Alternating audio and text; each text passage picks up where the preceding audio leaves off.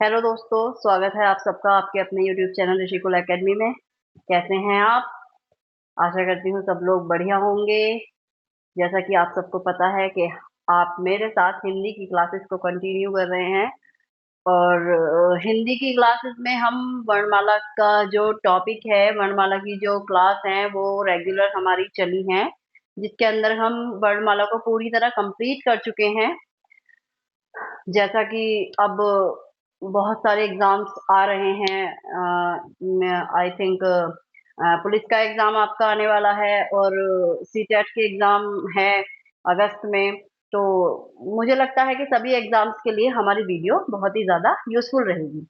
तो दोस्तों, हिंदी की क्लास को आगे बढ़ाते हुए आज हम एक नया टॉपिक स्टार्ट करने जा रहे हैं, जिसमें से मुझे लगता है कि काफी सारे क्वेश्चंस आते ही आते हैं, भरपूर क्वेश्चंस आते हैं और बहुत इजी टॉपिक है। अगर आप मेरी क्लास को बार बार देखेंगे और अच्छे से समझेंगे, चीजों को लिखेंगे, तो मुझे लगता है कि इस टॉपिक से आपका जो क्वेश्चन आएगा वो जाने वाला नहीं है। ठीक है, तो आज दोस्तों हम पढ़ने जा रहे हैं संधि को।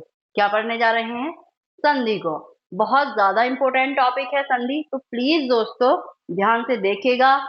पेंसिल कॉपी अपने हाथ में रखिएगा। जो चीज भी मैं बोल रही हूँ या मैं नोट करा रही हूँ, ऐसा ना हो कहीं वो आपसे छूट जाए। अगर मैंने नहीं लिखी है तो आप उसे सुनकर लिख लें।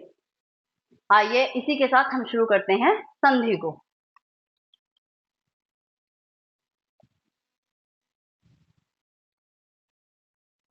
संधि, क्या लिखा मैंने? ये संधि।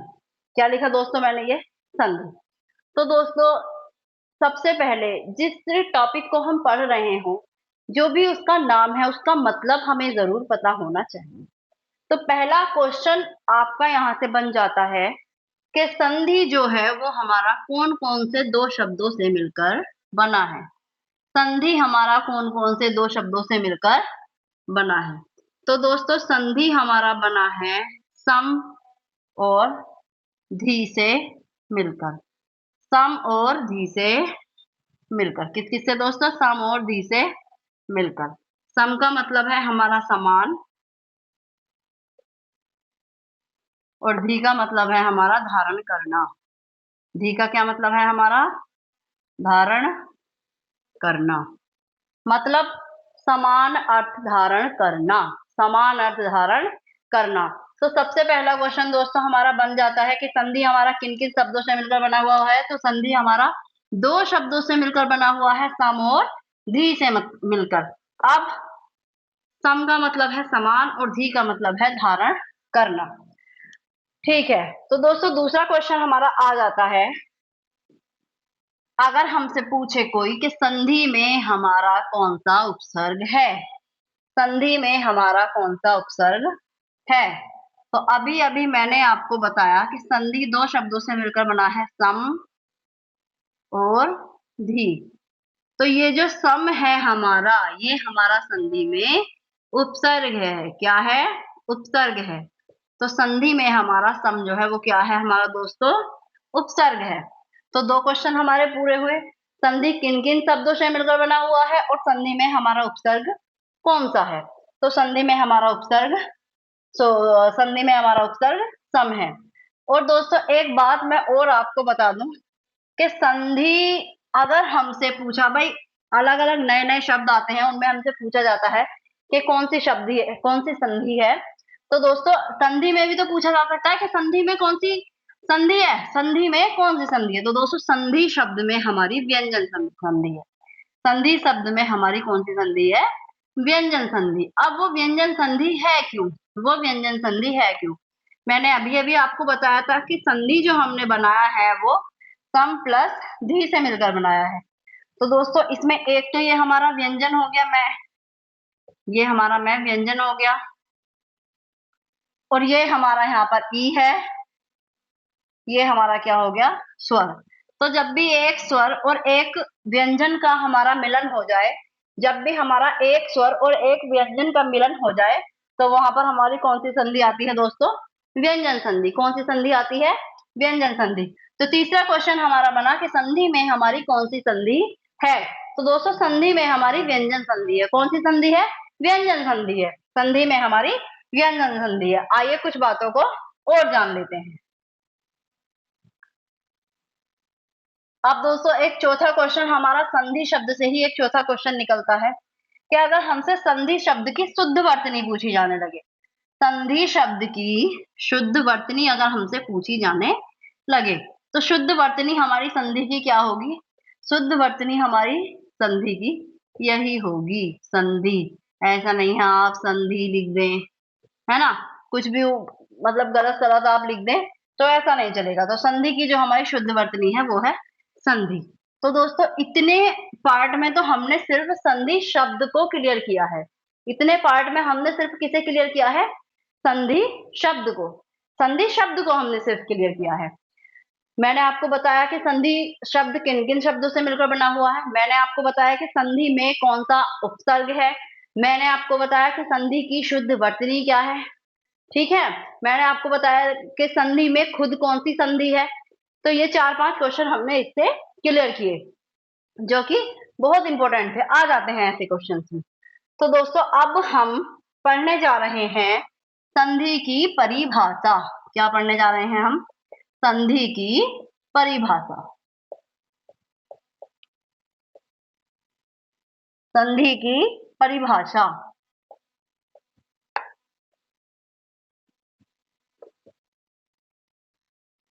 संधि की परिभाषा है क्या? दोस्तों संधि में क्या होता है? दो निकटवर्ती वर्णों के मेल से कोई नया शब्द बनता है, दो निकटवर्ती वर्णों के मेल से। तो संधि का जो सीधा सीधा मतलब है वो हमें सिर्फ इतना याद रखना है कि संधि में दो निकटवर्ती वर्णों का मेल होता है। क्या होता है? दो निकटवर्ती वर्णों का मेल होता है। तो हम यहाँ पर लिख देंगे संधि की परिभाषा में, दो निकटवर्ती वर्णों का मेल। दो निकटवर्ती वर्णों का मेल। आइए एक उदाहरण ले लेते हैं। जैसे जैसे हमने लिया हिमालय। क्या लिया हमने? हिमालय। क्या लिया हमने? हिमालय। आइए इसकी संधि, इसका हम संधि विच्छेद करते हैं। तो हिमालय जो दोस्तों हमारा बना हुआ है वो हमारा दो शब्दों से मिलकर बना हुआ है, हिम और आलय। हिम और आलय। ठीक है, हिम और आलय। तो दोस्तों इसमें हमारा ये व्यंजन है। ये क्या है? हमारा व्यंजन है। वर्णमाला में मैंने एक बार नहीं बार बार मैंने आपको ये चीज बताई है कि जो हमारे व्यंजन होते हैं वो किसकी सहायता से बोले जाते हैं? स्वरों की सहायता से बोले जाते हैं। इसका मतलब इस मैं में हमारा कहीं ना कहीं कोई स्वर छुपा हुआ है जो हमको ढूंढना है। तो मैं में हमारा कौन सा स्वर है? ए। और यहाँ पर हमारा कौन सा स्वर है? बड़ा। तो जब दोस्तों इन दोनों स्वरों को हमने मिलाया तो ये बन गया हमारा आ। क्या बन गया ये हमारा? आ। हिमालय। हिमालय। तो देखिए जैसा कि मैंने आपको बताया था कि दो निकटवर्ती वर्णों का मेल। क्या बताया था? कि दो निकटवर्ती वर्णों का मेल। तो मैंने आपको समझा दिया कि दो निकटवर्ती वर्णों का मेल कैसे होता है। आइए अब कुछ और नई चीजों को हम जानते हैं। संधि के क्या क्या काम होते हैं? संधि के क्या क्या काम होते हैं? संधि के क्या क्या काम होते हैं? संधि के कार्य। संधि के कार्य। तो दोस्तों संधि के जो कार्य हैं वो हमारे होते हैं दो निकटवर्ती दो निकटवर्ती वर्णों के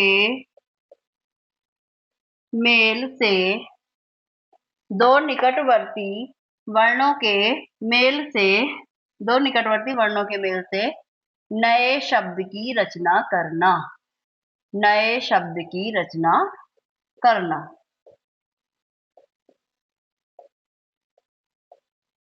क्या होता है हमारा? दो निकटवर्ती वर्णों के मेल से नए शब्द की रचना करना। और दोस्तों और संधि का क्या काम है? और संधि का काम है शब्द की संरचना को छोटा करना। और काम है शब्द की संरचना को छोटा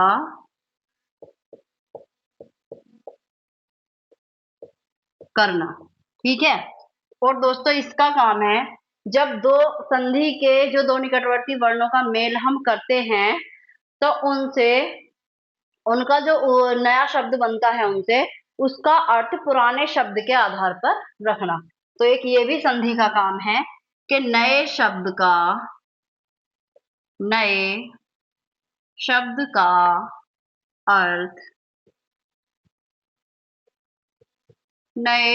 का अर्थ पुराने शब्द के अनुसार रखना। नए शब्द का अर्थ पुराने शब्द के अनुसार रखना। तो दोस्तों ये हो गए थे हमारे संधि के कार्य। ये क्या हो गए थे हमारे संधि के कार्य। तो हमने संधि शब्द को पढ़ा, हमने संधि की परिभाषा को पढ़ा, हमने संधि के कार्यों को पढ़ा। अब हम चलते हैं संधि की तरफ, संधि के प्रकारों की तरफ, संधि के भेदों की तरफ। भेद कहो या प्रकार कहो एक ही बात है। तो अब हम संधि के भेदों को पढ़ेंगे। किसे पढ़ेंगे? संधि के भेदों को। तो दोस्तों संधि के भेद पढ़ते समय आप मेरे द्वारा बताई गई इस बात को जरूर याद रखिएगा। जब भी आप संधि के भेद पढ़ने जाएं या जब भी आपको संधि के भेदों के बारे में जानना हो तो आप संधि के भेद डालकर एक शब्द लिख लीजिएगा अतः। एक शब्द लिख लीजिएगा अतः। क्या लिख लेंगे हम? अतः। इसके आधार पर हम बताएंगे आपको संधि के भेद। देखिए ये आ गया दोस्तों इसमें अतः में स्वर। क्या आ गया? स्वर। तो संधि का पहला भेद हो गया हमारा स्वर संधि। क्या हो गया? स्वर संधि। दूसरा आ गया दोस्तों हमारा, क्या आ गया दूसरा हमारा? व्यंजन। दूसरा हमारा क्या आ गया? व्यंजन। तय व्यंजन है तो व्यंजन संधि। दूसरा हमारा क्या आ गया? व्यंजन संधि। और दोस्तों तीसरा देखिए आप यहाँ क्या लगा हुआ है? विसर्ग। तो तीसरा हमारा प्रकार हो गया कौन सा? विसर्ग संधि। क्या हो गया? विसर्ग संधि। विसर्ग संधि। तो ये हमारे हुए संधि के भेद। ये हमारे क्या हुए? संधि के भेद। स्वर संधि, व्यंजन संधि, विसर्ग संधि। कौन कौन से? स्वर संधि, व्यंजन संधि और विसर्ग संधि। तो दोस्तों स्वर संधि में हमारा क्या होता है? हमारे पास 11 स्वर होते हैं। कितने स्वर होते हैं हमारे पास? 11 स्वर। कितने स्वर होते हैं हमारे पास?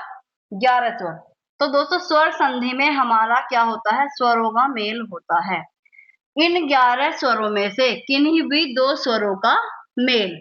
इन 11 स्वरों में से किन्हीं भी दो स्वरों का मेल। अब ये 11 स्वर आपको सबको पता ही है कौन कौन से हैं। ए, आ, छोटी, बड़ी, ऊ, ऊ, ए, ऐ,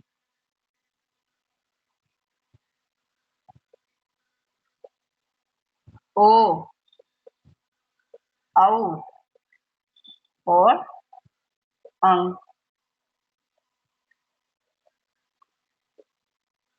ठीक है। तो छोटा, बड़ा, छोटी, बड़ी, ऊ, औ, री, ए, ऐ, ओ, औ, अंग। ठीक है दोस्तों। तो ये हमारे हो गए क्या? स्वर। ये हमारे दोस्तों क्या हो गए? स्वर। अंग इसके अंदर नहीं आएगा, वो हमारा विसर्ग संधि में आएगा। तो दोस्तों ये हो गए हमारे स्वर। तो इन स्वरों में से जहां भी किन्हीं दो स्वरों का मेल हो जाए वहां हमारी कौन सी संधि होगी? स्वर संधि। वहां हमारी कौन सी संधि होगी? स्वर संधि। अब दोस्तों आ जाते हैं हम व्यंजन संधि की तरफ। अब आ जाते हैं हम व्यंजन संधि की तरफ। व्यंजन संधि में दोस्तों हमारा क्या हो सकता है? एक व्यंजन और एक स्वर। यानी कि एक स्वर और एक व्यंजन का मेल भी हमारा व्यंजन संधि में हो सकता है। दूसरा हमारा आ जाता है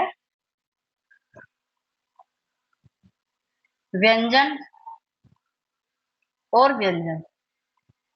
भाई व्यंजन संधि है तो दो व्यंजनों का मेल भी हमारा इसमें आ सकता है। व्यंजन संधि है तो दो व्यंजनों का मेल भी हमारा इसमें आ सकता है, एक व्यंजन या एक स्वर या दोनों फिर व्यंजन। अब आ जाता है हमारा विसर्ग संधि। अब क्या आ जाता है हमारा दोस्तों? विसर्ग संधि। तो दोस्तों विसर्ग संधि में हमारा क्या आता है? विसर्ग संधि में हमारा आ जाता है, हमारा विसर्ग संधि में आ जाता है कि हाँ, रुक जाइए। विसर्ग संधि में दोस्तों हमारा आ जाता है, जो हमारा विसर्ग है वो हमारे पंचमाक्षर में परिवर्तन हो जाते हैं, वर्णों में परिवर्तन हो जाते हैं, और वर्ण जो है हमारे वो विसर्ग में, यानी कि विसर्ग का वर्ण में परिवर्तन हो जाता है। विसर्ग का वर्ण में परिवर्तन हो जाता है। वो परिवर्तन वर्ण हमारे पंचमाक्षर भी हो सकते हैं, और भाई वर्ण का विसर्ग में परिवर्तन भी हो सकता है। वर्ण का विसर्ग में परिवर्तन।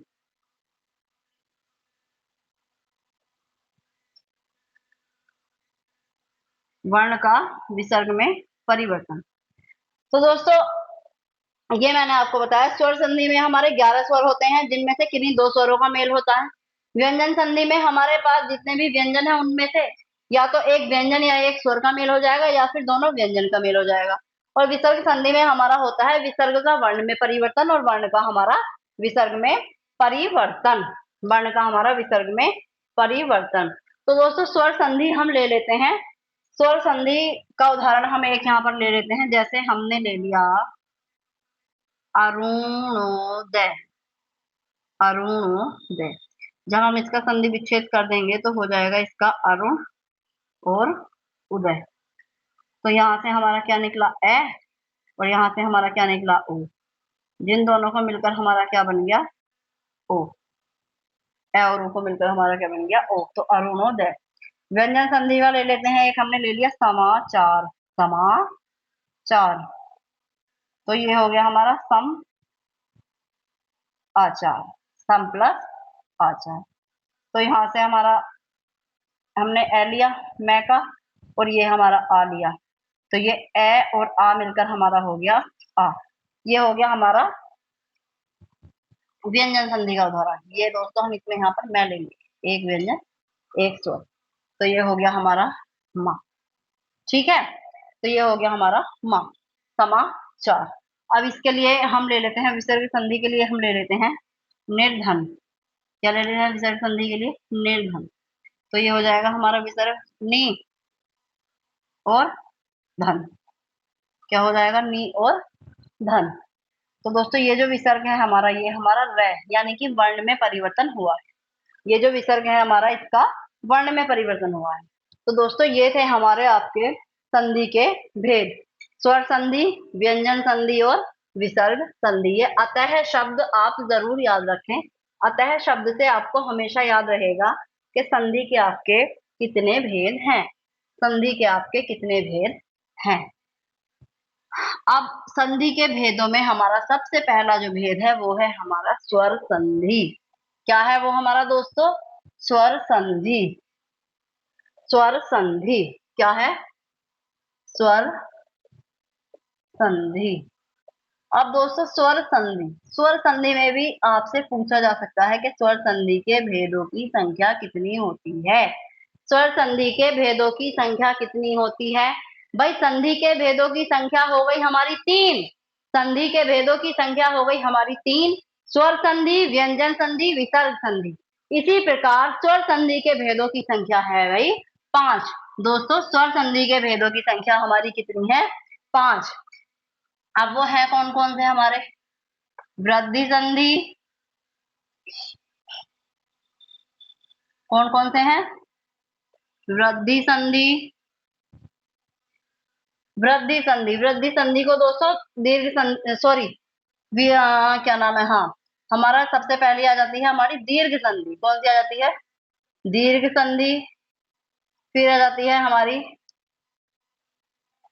गुण संधि। फिर आ जाती है हमारी कौन सी? गुण संधि। और तीसरी हमारी कौन सी आ जाती है? वृद्धि संधि। तीसरी संधि हमारी कौन सी आ जाती है? वृद्धि संधि। गुण संधि, दीर्घ संधि, वृद्धि संधि, दीर्घ संधि, गुण संधि, वृद्धि संधि। और इसके बाद आ जाती है हमारी दीर्घ हो गई, गुण हो गई। इसके बाद आ जाती है हमारी यण संधि और आ जाती है यण संधि, दीर्घ, गुण, वृद्धि यण। और दोस्तों लास्ट हमारी आती है इसकी अयादी संधि। कौन सी आ जाती है हमारी? अयादी संधि। दीर्घ संधि, गुण संधि, वृद्धि संधि, यण संधि, अयादी संधि। दीर्घ संधि, गुण संधि, वृद्धि संधि, यण संधि, अयादी संधि। ये है हमारे स्वर संधि के प्रकार। ये क्या है हमारे दोस्तों? स्वर संधि के प्रकार। अब हम स्वर संधि के प्रकारों को पढ़ेंगे।